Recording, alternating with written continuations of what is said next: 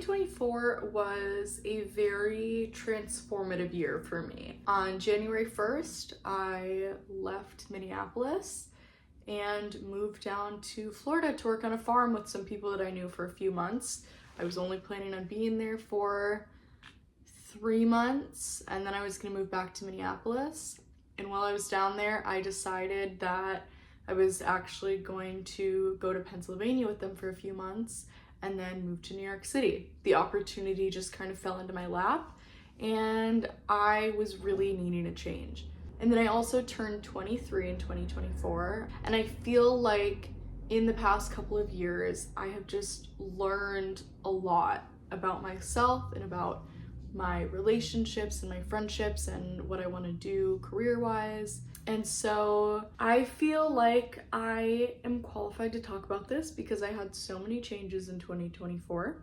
So here are 24 lessons that I learned in the year 2024.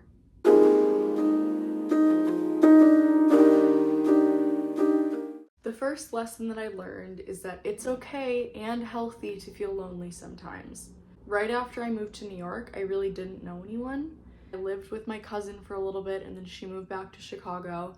And then I ended up moving in with a stranger. We got an apartment together, and I'm still meeting people and I'm still making friends. And moving out to New York kind of forced me to, for the first time in 5 or 6 months, really feel lonely. And I learned that that feeling is okay as long as you kind of push yourself out of your comfort zone. You don't have to feel comfortable all of the time. And that's something that I didn't really let myself feel, especially because I was in a relationship before I moved out of Minneapolis. And it was so tumultuous and so turbulent and so unhealthy. And I was so scared of being alone that I didn't break up with my ex-boyfriend, even though I totally should have so many times, because I didn't want to feel lonely. It's such a horrible feeling. It's okay to feel lonely. You should feel lonely sometimes. The second thing, kind of following that, is doing things by yourself is integral to personal growth. When I moved to New York, I barely knew anyone, and so I just did shit by myself all of the time. I went to late night show tapings by myself, and it was uncomfortable at first, but it ended up being really fun because that's just kind of an experience you are able to do by yourself because you're sitting with a bunch of people you don't know, you're all laughing at these jokes, you're experiencing the energy together, and it's really fun. And that's something that I'm gonna continue to do by myself because it's like a little tradition for myself at this point, and I really like it. I also like exploring by myself. I go to Washington Square Park to read a lot. I also explore restaurants by myself. I go to coffee shops by myself. Like, I've just kind of learned that because I'm still meeting people, instead of just wallowing in self-pity and going, oh man, I'm so lonely, I was like, okay, well, I live in this new city. I'm just gonna do stuff that I really want to do by myself. And I think that kind of pushed me to learn more about who I am as a person, especially entering my mid-20s this year. I think that that's just something that I haven't really been able to do very much, or I felt really weird about doing. But, you know, even when I was living on the farm in Florida, when I would have the day off once a week, I had to do stuff by myself. There was no one else to hang out with. And so I would go to coffee shops, I would go to bookstores, I would go to restaurants, I would go to parks. Like, I would just kind of do stuff by myself. And it really allowed me the opportunity to sit with my thoughts and sit with myself and give myself time to reflect and journal and go, okay, who am I as a person now that I'm not in this relationship, that I'm not in this environment that I'm used to being in? Who do I want to be? What are my new goals and aspirations? How can I reach these goals and aspirations? And it just really helped me grow. I just don't think that if I wouldn't have had that alone time and if I wouldn't have felt lonely, I wouldn't have been able to experience these things. The third thing I learned is that being picky about romantic partners does not equate to having good taste in romantic partners. I know maybe that sounds a little bit counterintuitive because yes, you should be picky about your partners. You shouldn't, go with the first person that shows you attention.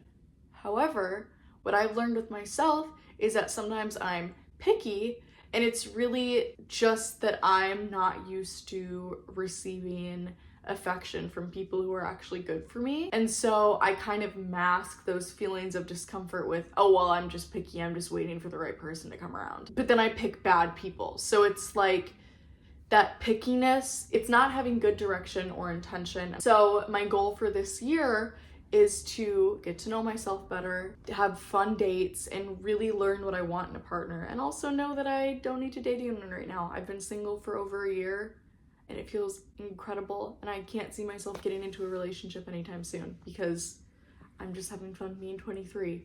The fourth thing I learned is that gatekeeping is okay sometimes. I know what you're thinking. Grace, why would you say that? Why do you think that gatekeeping is okay? Let me explain something to you. I don't think that you should gatekeep everything in your life. However, I think that it's okay to keep some things to yourself. You know what I mean? I think that with the continuous trend cycles we have right now, it's like things are going in and out of fashion, in and out of style within a matter of weeks. In order to have a personal style, you have to hold true to what you like. And sometimes that means not sharing what you like and where you get your things. Sometimes I think that it's okay to just like enjoy what we enjoy and we don't need to share all of it.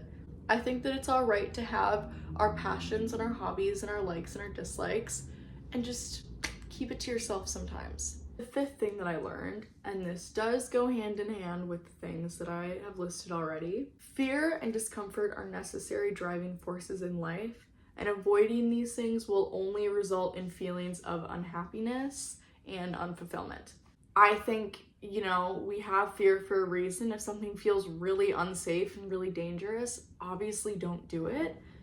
But I think that those feelings of discomfort sometimes are just a mental block to keep you in your comfort zone because change is so frightening and so scary and can be so stressful. But if we aren't pushing through that discomfort sometimes to do what we want to do, we're just going to be stuck. And that's what I learned this year is I was feeling so stuck for years. And finally I was like, I'm going to leave Minneapolis. I'm not going to live here anymore. I'd been saying I wanted to move out for years and just was so afraid of doing it that I didn't. And then I had the opportunity to leave and I was like, okay, I have to take this. And I did. And I was going to move back after 3 months because I was like feeling afraid of what I was going to do after I was done working on the farm. And instead I moved out to Brooklyn. And that was scary for me. Like I really didn't know what I was doing. I had never moved out of state like that before. I tried to live in Florida on a farm right after I graduated high school and it didn't work out. And I was afraid of trying to do that again. And I did it. And it was one of the best things if not the best thing I have ever done for myself. Working on that farm changed me fundamentally as a person. You have to feel uncomfortable and you have to push through that. The sixth thing I learned, and again, this is kind of a follow-up from the last thing I mentioned, don't let the fear of loss and pain prevent you from experiencing love. I mean that in every sense of the word. If you have a painful breakup, just because you were in a relationship that didn't work out doesn't mean that you'll never find that love and that happiness again. I also mean that with friendships. If you have a friendship that ends, or if you're feeling like you're having a hard time making friends, like don't let that prevent you from having those connections. I just lost my cat Squid and that was so horrible and so painful and I'm still dealing with that every single day. I mean, it only happened a couple weeks ago. I still have a cat, like my cat Binks is still with me and I have been feeling overwhelming dread thinking that something's gonna happen to him too. That isn't helping anyone. That isn't helping him. And I just kind of have to go, okay, you know what? Death is inevitable. It's gonna happen to everyone at some point. I have to just love Binks while he's here. And he also needs a buddy. I need to get another cat for him. And I've been feeling a lot of anxiety around that too, because I'm like, what if I get another cat and what happened to Squid happens to that cat? And I lose that cat too. And then I have to deal with this all over again. And I just can't think that way. That isn't helping me. That isn't helping Binks. He needs a friend. I need another cat. I really like having two. It makes me feel a lot less anxious about leaving my cats alone during the day when I'm at work. I can't let that fear of losing something else prevent me from welcoming that love back into my home. The seventh thing I learned is that it is okay to be bad at things. I know that sounds like a simple thing to say, but I have such a hard time being bad at things that I will start a new hobby and want to quit because I'm like, I'm not good at this. Or I'll start a new job and not be great at it right away, and it consumes me that I'm not good at it. And I feel that way about everything in my life. And I've had to take a step back and go, whoa, Grace, it's okay that you aren't good at things all the time. You're allowed to be bad at things, and that's okay. And I think that has really forced me into being like, okay, I can start this new thing. Like, I can start YouTube. If I'm not great at it right away, that's fine. I can become an actor. If I'm not great at it right away, that's fine. I'll take classes and I'll keep working on it. I've started writing again. I'm writing a screenplay right now. And if it's not good, that's fine. It can be just for me. It doesn't need to be something that I share with everyone. And I don't need to be great at everything all the time. The 8th lesson that I've learned is that bravery can mean a lot of things, and it can look a lot of different ways. When I tell people about me living in Florida over this past winter and living on the farm and then moving out to New York kind of on a whim, a lot of times people say, wow, you're very brave. That was a very brave thing to do. And for a while I was like, well, no, that's not. I mean, I literally just moved. That isn't bravery. That's just moving. And then I thought about it more and I realized that I did exude bravery in those moments. Just because I don't view something that I do as brave doesn't mean that it's not brave. The 9th thing that I learned is that creativity is a muscle and you have to train it. If you're a creative person, you're gonna get ideas, you're gonna have inspiration, but if you aren't actively working out those ideas and that inspiration and creating things, it's really hard to keep that creative flow working and going. Make new things, journal, draw, paint, collage, edit. Like, you have to be doing things or that creativity is gonna fizzle out. The 10th lesson that I learned is that most people don't actually care what you're doing, and embarrassment is only holding you back.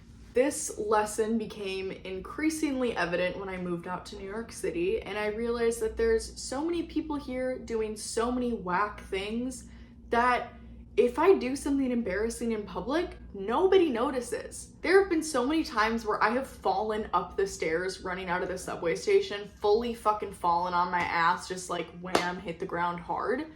Nobody cares. Not like in a way that they, don't care if I got hurt or not, but nobody's paying attention because they're doing their own thing.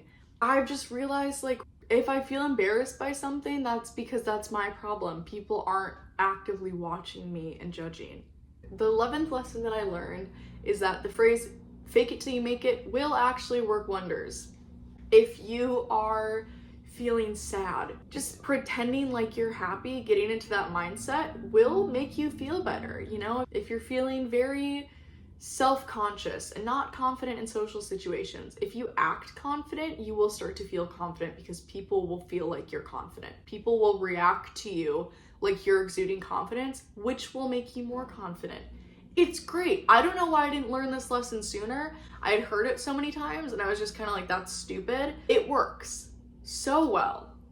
The 12th lesson that I learned is that sometimes the most mature thing to do is walk away. You don't always need the last word. I am an argumentative person at my core. You know what I mean? Like, especially with my family and my mom, I love to argue. All right? If I'm in an argument with someone, I can just keep going. I can keep coming up with things to say. Sometimes the best thing for you to do is shut up and go, all right, I don't need to keep having this argument. It looks more mature if you don't need to keep pushing. It looks more mature if you know when you can walk away and go, all right, I don't want to keep having this argument. That doesn't mean avoiding conflict. That just means sometimes it's better to take a step back and revisit. The 13th thing that I learned is that if you aren't your most authentic self, you're never going to be around people who really accept you and know you. If you're always putting on an act and you expect to, make connections that way or get into relationships, you're always going to be surrounded by people who expect certain things from you based on the persona you're putting forth. And then you're always going to feel lonely and like nobody knows who you really are.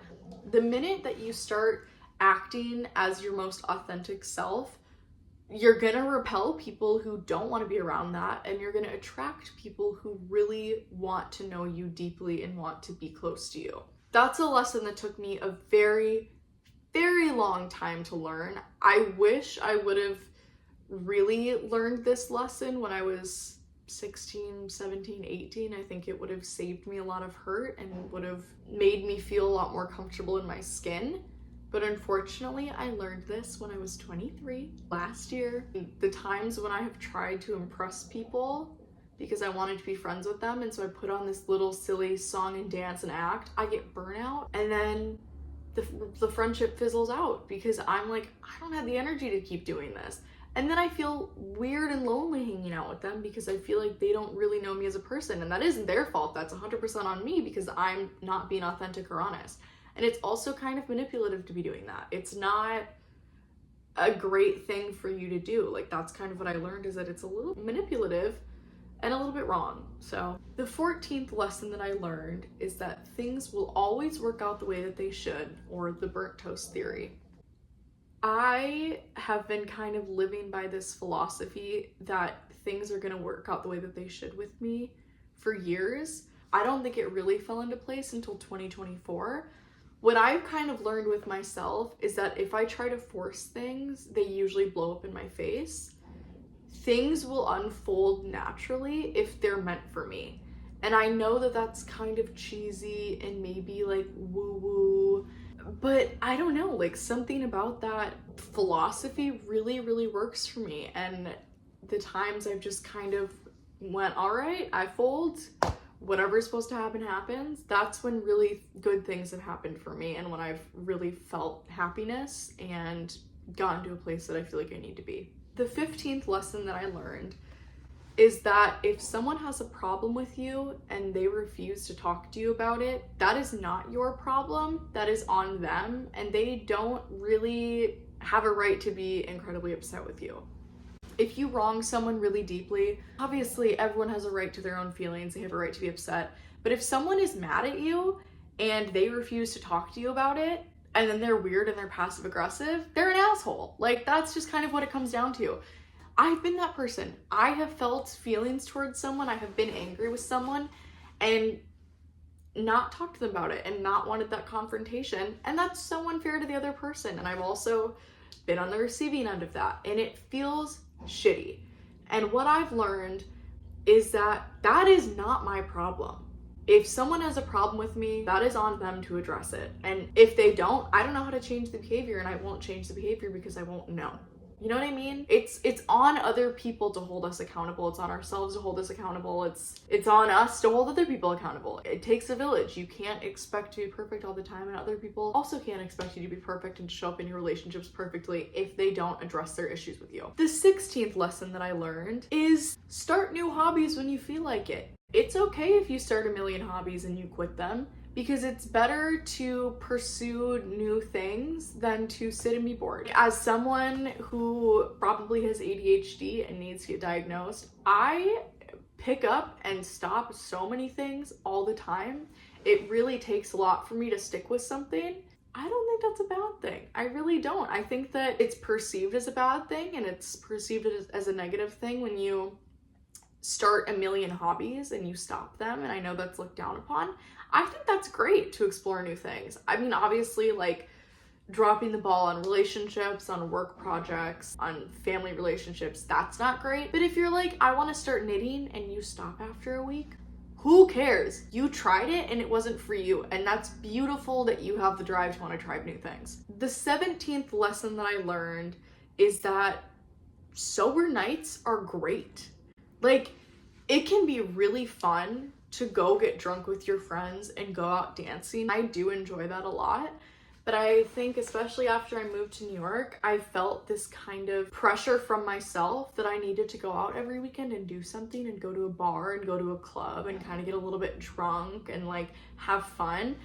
And then I was like, you know what? I don't need to do that. It's totally fine if I have a sober night in, or if I go out and I stay sober. Like, I don't really drink that much. I don't really do substances. I'll smoke sometimes or do edibles, but I don't really feel the need to do that all the time. And I've kind of found that sometimes I prefer to be sober. I think that I like having that control on my body. There are thousands of weekends in your lifetime, and it's fine if you miss some. It's fine if you miss 100 of them. It's fine if you miss 1,000 of them. Like, if you would rather stay in and have a night in with your friends, or with yourself, like that's great. And you can find people that want to do that too. You also shouldn't be surrounding yourself with people who only want to be friends with you when you're going out drinking. That's not cool either. The 18th lesson that I've learned is that home is where my family is.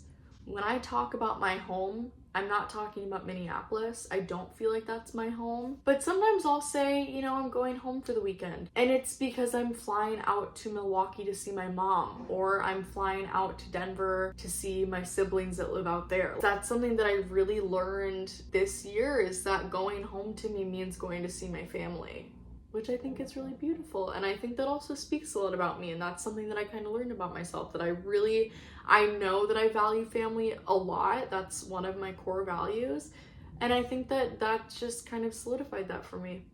The 19th lesson that I learned is that routine is the best thing for my mental health. That is something that I fought for a long time. But then this last winter, when I was on the farm I was working on, I was in such a strict routine every single day. My mental health was the best it has ever been. Like, I was thriving. I think that's something I need to lean into more this year. I kind of dropped the ball when I moved up to New York because it was a new environment. I was trying to figure it out. And now that I've settled here, there are no more excuses, and I'm gonna make sure that I stick to a very strict routine from now on because I thrive in a routine. The 20th lesson that I learned is that not everyone has to like me all the time.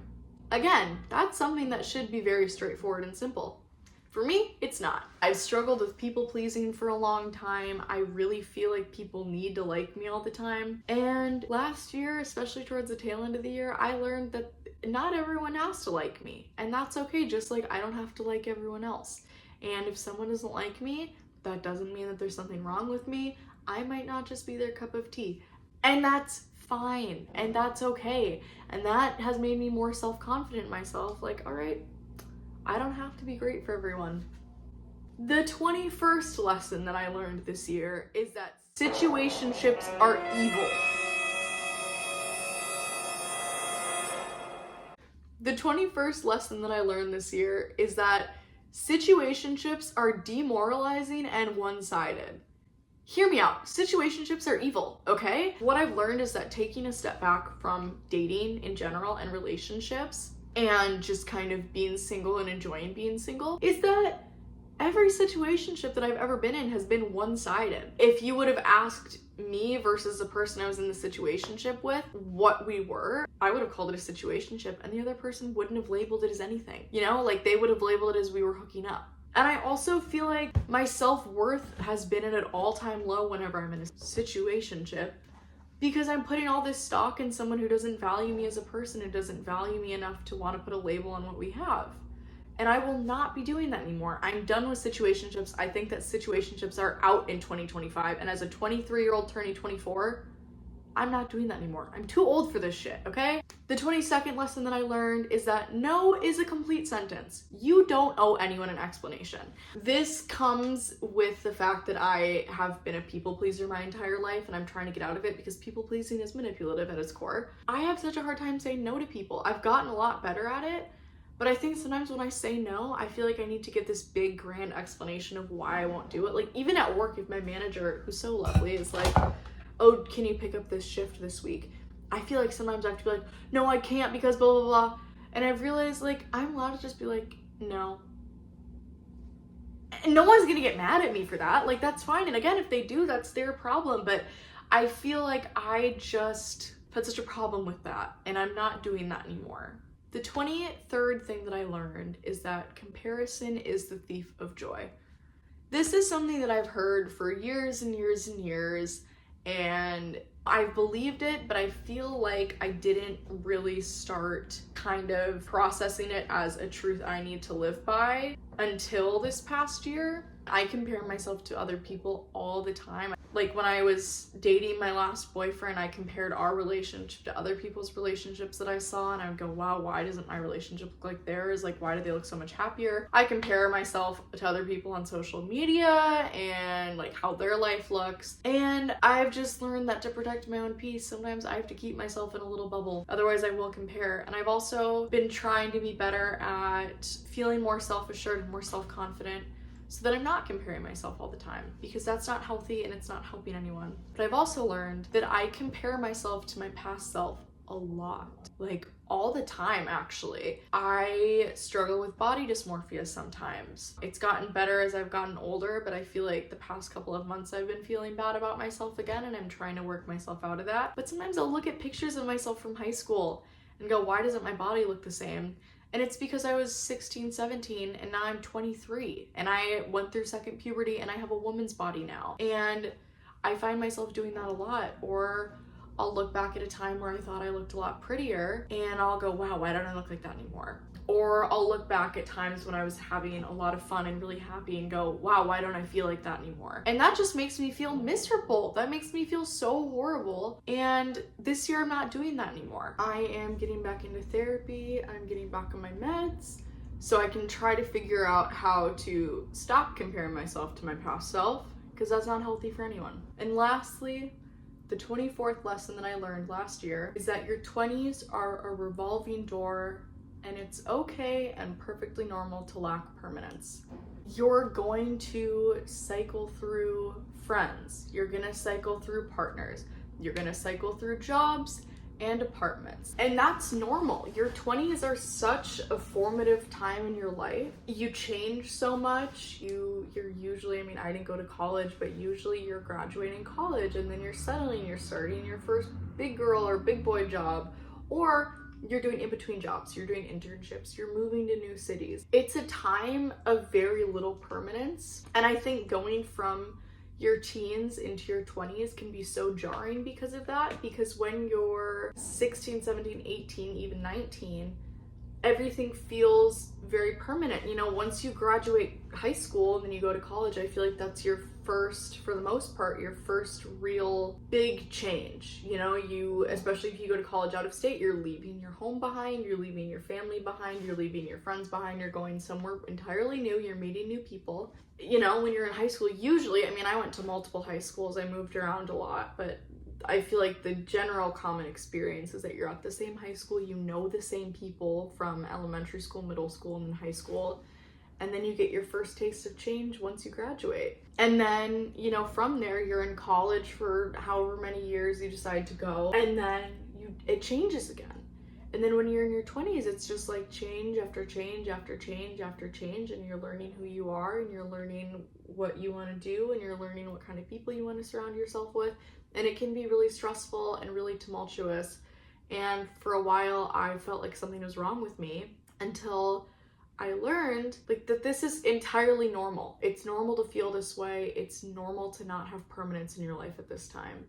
This past year has been crazy. It's been really beautiful. It's been really fun. It's been really stressful. I had a lot of loss this year. I lost my last remaining grandparent, my grandma, and then my uncle, and I lost my cat, and I lost my childhood dog. It was just kind of an intense year with a lot of changes. I moved around. I lived in 4 different states technically, but I just feel immensely grateful that I've been able to experience these changes and that I've been doing so well with everything, because I feel like life has thrown me a lot of curveballs. You know, past me wouldn't have handled it as well as present me, and I feel very grateful that I'm in the right headspace to be able to do all of this.